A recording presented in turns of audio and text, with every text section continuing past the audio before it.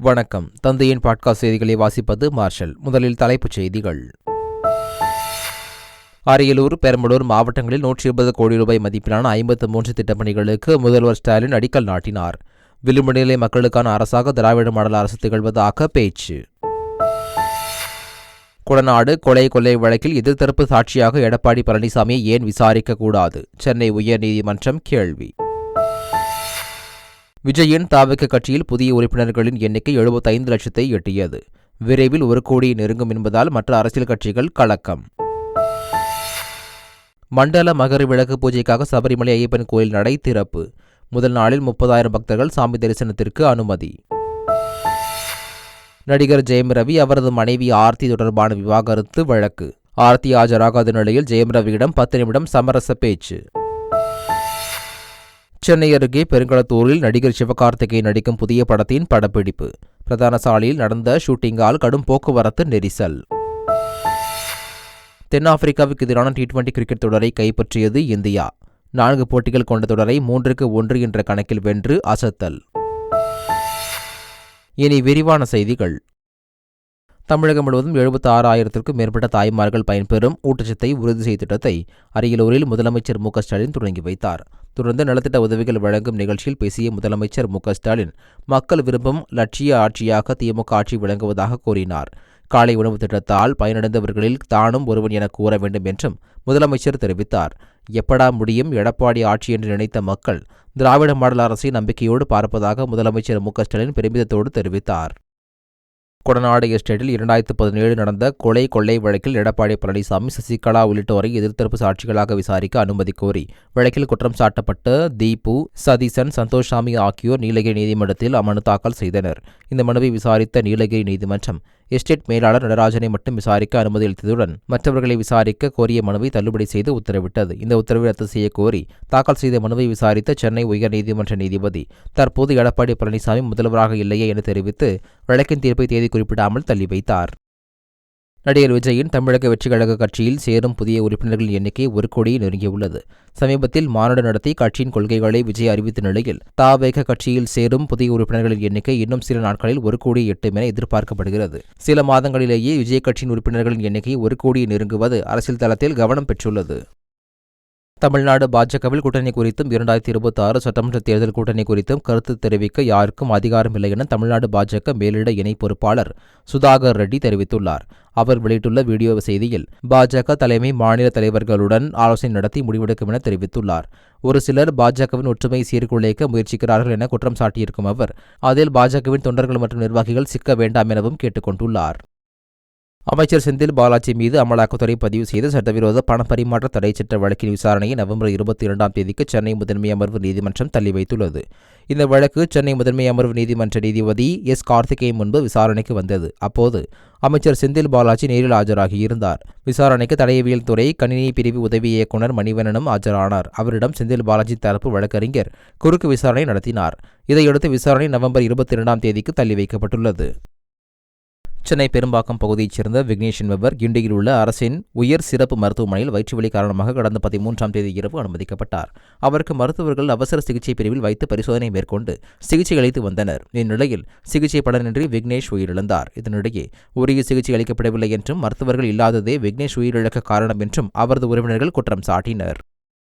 செங்கல்பட்டு மாவட்டம் குன்றத்தூரில் வீட்டில் வைக்கப்பட்ட எலி மருந்தின் நெடியால் 2 குழந்தைகள் உயிரிழந்தனர். சம்பவம் குறித்து விசாரித்து வரும் போலீசார் வீட்டின் அறையில் 3 இடங்களுக்கு பதிலாக 12 இடங்களில் அளவுக்கு அதிகமாக எலி மருந்து வைத்ததே அசம்பாவிதத்திற்கு காரணம் என தெரிவித்தனர்.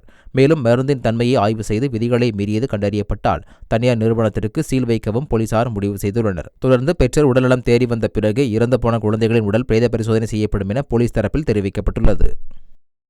கோவை கணபதி பகுதியைச் சேர்ந்த ராமலட்சுமி என்பவர் வயது மூப்பு காரணமாக உயிரிழந்தார். அவரது உடல் ஃப்ரீசர் பாக்ஸில் வைக்கப்பட்டிருந்தது. அப்போது மின்சாரம் கட்டானதால் ஜெனரேட்டர் மூலம் ஃப்ரீசர் பாக்ஸுக்கு மின்சாரம் கொடுக்கப்பட்டது. திடீரென எதிர்பாராத விதமாக தீ விபத்து ஏற்பட்டு புகை மண்டலம் ஏற்பட்டது. வீட்டின் அறையில் இருந்த 4 பேர் சிக்கிக் கொண்டனர். தீக்காயமடைந்த 4 பேரையும் உறவினர்கள் மீட்டு மருத்துவமனையில் அனுமதித்தனர். இதில் ராமலட்சுமியின் மருமகளான பத்மாவதி சிகிச்சை பலனின்றி உயிரிழந்தார். மேலும் 3 பேர் சிகிச்சை பெற்று வருகின்றனர். நெல்லையில் பட்டாசு வெடிப்பதில் ஏற்பட்ட முன்விரோதத்தில் சிறுவனை விரட்டி மற்றொரு சிறுவன் அரிவாளால் வெட்ட முயன்ற சம்பவம் அதிர்ச்சியை ஏற்படுத்தியது. இந்த சம்பவத்தின் போது சாலையில் நடந்து வந்த மூதாட்டியை கேடயமாக வைத்து 16 வயது சிறுவன் தப்பிச் சென்றார். இதில் மூதாட்டி காயமடைந்த நிலையில் புகாரின் அடிப்படையில் 17 வயது சிறுவனை போலீசார் கைது செய்தனர். காஞ்சிபுரம், செங்கல்பட்டு மாவட்டங்களில் உள்ள சுமார் 220 டாஸ்மாக் கடைகளில் டிஜிட்டல் முறையில் மதுபானங்களுக்கு ரசீது மற்றும் QR கோடு மூலம் பணம் செலுத்தும் திட்டம் நடைமுறைக்கு வந்துள்ளது. மது பாட்டிலுக்கு நிர்ணயிக்கப்பட்ட விலையை விட கூடுதலாக வசூலிக்கப்படுவதாக எழுந்த புகாரின் அடிப்படையில் இந்த நடவடிக்கை எடுக்கப்பட்டுள்ளது. மது பாட்டிலில் உள்ள QR கோடை ஸ்கேன் செய்தால் மது பாட்டில் விலையை உறுதிப்படுத்திக் கொண்டு அதே விலையில் பில் கொடுக்கும் வகையில் ஏற்பாடு செய்யப்பட்டுள்ளது. பட்டா வழங்கவில்லை என்றால் நடவடிக்கை பாயும் என்று வட்டாட்சியரை அமைச்சர் பொன்முடி எச்சரித்தார். விழுப்புரம் மாவட்டம் திருக்கோவிலூர் தொகுதிக்கு உட்பட்ட காடக்கனூர் கிராமத்தில் மேல்நிலை நீர்த்தேக்க தொட்டியை அவர் திறந்து வைத்தார். பின்னர் பொதுமக்களிடம் கலந்துரையாடிய போது பட்டா வழங்கவில்லை என்று குற்றம் சாட்டினார். இதையடுத்து வட்டாட்சியரை அழைத்த அமைச்சர் பொன்முடி முதலமைச்சர் கையால் பட்டா வழங்க உள்ளதாகவும் பட்டா வழங்க நடவடிக்கை எடுக்காவிட்டால் முதலமைச்சர் நடவடிக்கை எடுப்பார் என எச்சரித்தார். மதுரையில் கடந்த 2023ஆம் ஆண்டு நடந்த ஆர்ப்பாட்டத்தில் முதலமைச்சர் ஸ்டாலின் குறித்து அவதூறாக பேசியதாக அதிமுக முன்னாள் அமைச்சர் செல்லூர் ராஜு மீது வழக்கு பதிவு செய்யப்பட்டது. மதுரை மாவட்ட முதன்மை அமர்வு நீதிமன்றத்தில் விசாரணையில் உள்ள இந்த வழக்கை ரத்து செய்யக்கோரி செல்லூர் ராஜு சென்னை உயர்நீதிமன்றத்தில் மனு தாக்கல் செய்தார். இந்த வழக்கை விசாரித்த நீதிபதி ஜனநாயகத்தை வலுப்படுத்துவதாக கூறி திமுக, அதிமுக கட்சியினர் மாறி மாறி குற்றச்சாட்டுகளை கூறுவதாகவும் நாட்டுக்கு நல்லது செய்ய வேண்டும் என்ற எண்ணம் துளியும் இல்லை என்றும் அதிருப்தி தெரிவித்தார். தொடர்ந்து செல்லூர் ராஜுவின் பேச்சில் எந்த தவறும் இல்லை என்று கூறி அவருக்கு எதிரான வழக்கை நீதிபதி ரத்து செய்து உத்தரவிட்டார். மனைவியிடம் இருந்து விவாகரத்து கேட்டு நடிகர் ஜெயம் ரவி சென்னை குடும்பநல நீதிமன்றத்தில் மனு தாக்கல் செய்திருந்தார். இந்த வழக்கு சென்னை 3வது குடும்பநல நீதிமன்ற நீதிபதி தேன்மொழி முன் விசாரணைக்கு வந்தபோது ஜெயம் ரவி நேரில் ஆஜராகியிருந்தார். அவரின் மனைவி ஆர்த்தி காணொலி காட்சி மூலமாக ஆஜரானார். இந்த வழக்கு சமரச தீர்வு மையத்தில் விசாரணைக்கு எடுக்கப்பட்டது. அப்போது ஆர்த்தி தனக்கு உடல்நிலை சரியில்லாததால் பேச்சுவார்த்தை தள்ளி வைக்க கேட்டுக்கொண்டார். இதையடுத்து ஜெயம் ரவியிடம் 10 நிமிடங்கள் சமரச பேச்சுவார்த்தை நடத்திய நீதிபதி விசாரணையை நவம்பர் 27ஆம் தேதிக்கு தள்ளி வைத்தார். திருப்பத்தூர் அடுத்த அவைநகர் பகுதியைச் சேர்ந்த ராஜன் என்பவரை கொலை வழக்கில் கோவை சிறைக்கு மாற்றம் செய்துள்ளனர்.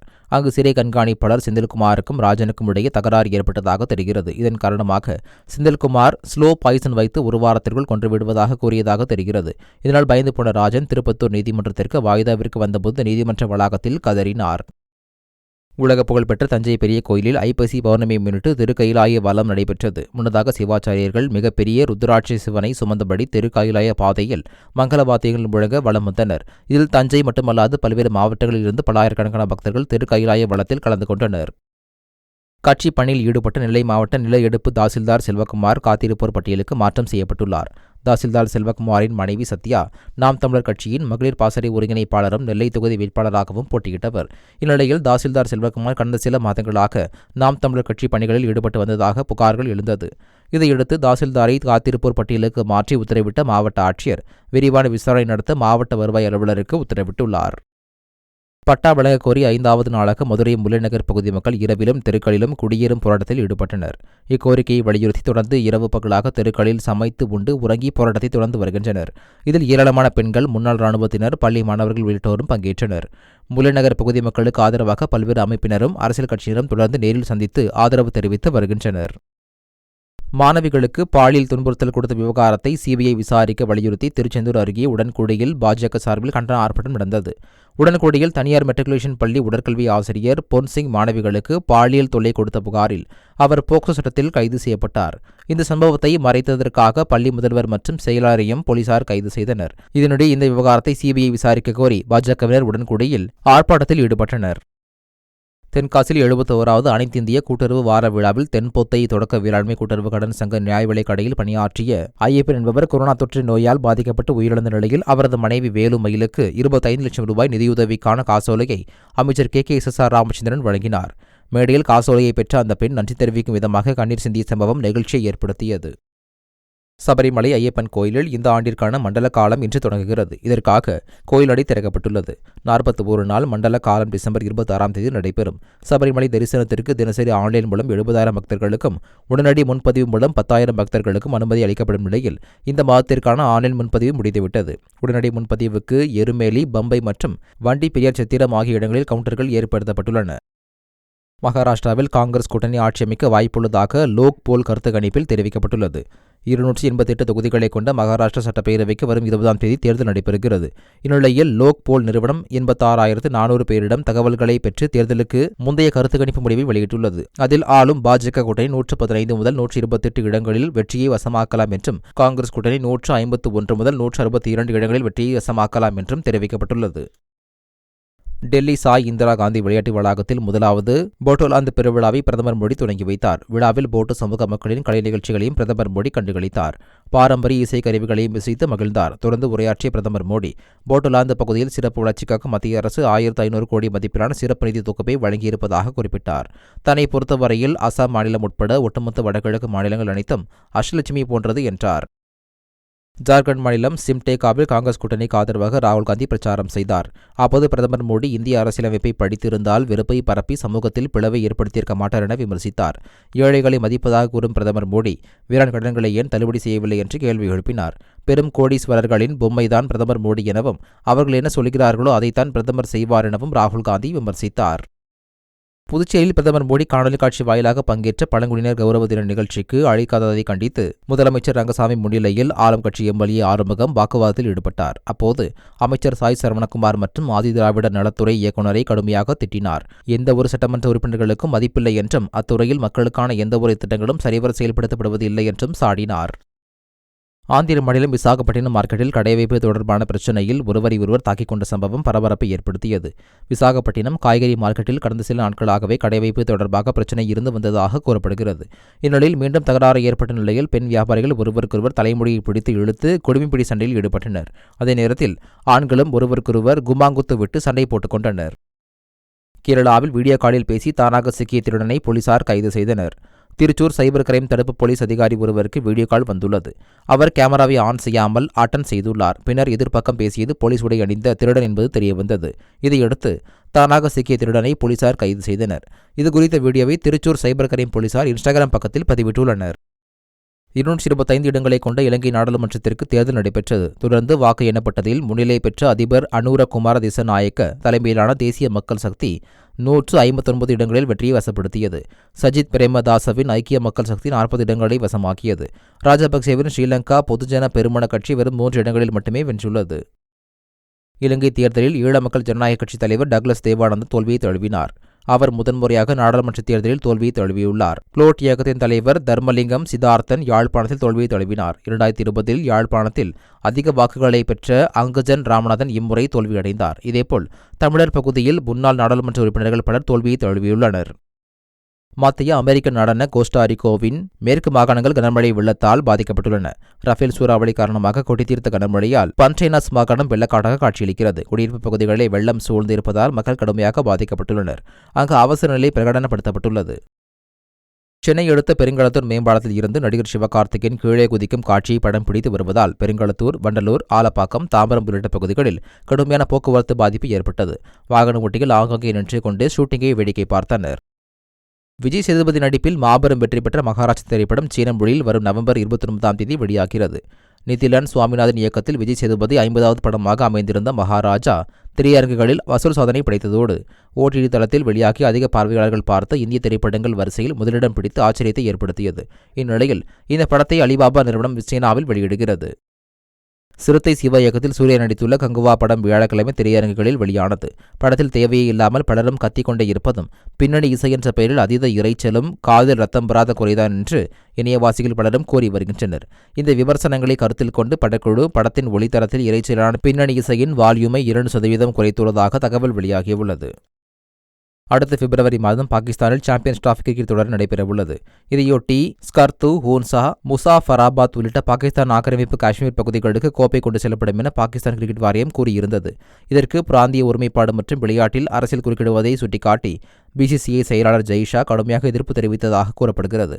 இது தொடர்பாக ஐசிசியிடமும் அதன் தலைவராக தேர்வாகியுள்ள ஜெய்ஷா முறையிட்டதாக தெரிகிறது. இந்நிலையில் பாகிஸ்தான் ஆக்கிரமிப்பு காஷ்மீர் பகுதிகளுக்கு கோப்பையை கொண்டு செல்லக்கூடாது என பாகிஸ்தான் கிரிக்கெட் வாரியத்திடம் ஐசிசி கூறியுள்ளது. தென்னாப்பிரிக்காவுக்கு எதிரான 4வது T20 போட்டியில் இந்தியா 135 ரன்கள் வித்தியாசத்தில் அபார வெற்றி பெற்றது. முதலில் பேட்டிங் செய்த இந்திய அணி 20 ஓவர் முடிவில் 283 ரன்களை குவித்தது. இதில் இந்திய அணியின் சஞ்சு சாம்சன் 109 ரன்களும், திலக் வர்மா 120 ரன்களும் எடுத்து அசத்தினர். இந்த இமாலய ஸ்கோரை எதிர்கொண்ட தென்னாப்பிரிக்க அணி 10 ரன்களுக்குள் 3 விக்கெட்டுகள் இழந்து திணறியது. இறுதியில் 148 ரன்களை மட்டுமே எடுத்த நிலையில் அனைத்து விக்கெட்டுகளையும் இழந்து அந்த அணி தோல்வியை தழுவியது. இதையடுத்து 4 போட்டிகள் கொண்ட தொடரில் 3-1 என்ற கணக்கில் இந்தியா தொடரை கைப்பற்றியது. மீண்டும் தலைப்புச் செய்திகள். அரியலூர், பெரம்பலூர் மாவட்டங்களில் 120 கோடி ரூபாய் மதிப்பிலான 53 திட்டப்பணிகளுக்கு முதல்வர் ஸ்டாலின் அடிக்கல் நாட்டினார். விளிம்பு நிலை மக்களுக்கான அரசாக திராவிட மாடல் அரசு திகழ்வதாக பேச்சு. கொடநாடு கொலை வழக்கில் எதிர்த்தரப்பு சாட்சியாக எடப்பாடி பழனிசாமியை ஏன் விசாரிக்கக்கூடாது? சென்னை உயர்நீதிமன்றம் கேள்வி. விஜயின் தாவக கட்சியில் புதிய உறுப்பினர்களின் எண்ணிக்கை 75 லட்சத்தை எட்டியது. விரைவில் 1 கோடியை நெருங்கும் என்பதால் மற்ற அரசியல் கட்சிகள் கலக்கம். மண்டல மகர விளக்கு பூஜைக்காக சபரிமலை ஐயப்பன் கோயில் நடை திறப்பு. முதல் நாளில் 30,000 பக்தர்கள் சாமி தரிசனத்திற்கு அனுமதி.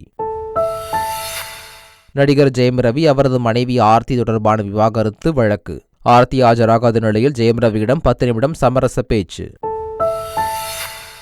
சென்னை அருகே பெருங்களத்தூரில் நடிகர் சிவகார்த்திகேயன் நடிக்கும் புதிய படத்தின் படப்பிடிப்பு. பிரதான சாலையில் நடந்த ஷூட்டிங்கால் கடும் போக்குவரத்து நெரிசல். தென்னாப்பிரிக்காவுக்கு எதிரான T20 கிரிக்கெட் தொடரை கைப்பற்றியது இந்தியா. 4 போட்டிகள் கொண்ட தொடரை 3-1 என்ற கணக்கில் வென்று அசத்தல். இத்துடன் தந்தையின் பாட்காஸ்ட் செய்திகள் நிறைவடைந்தன. வணக்கம்.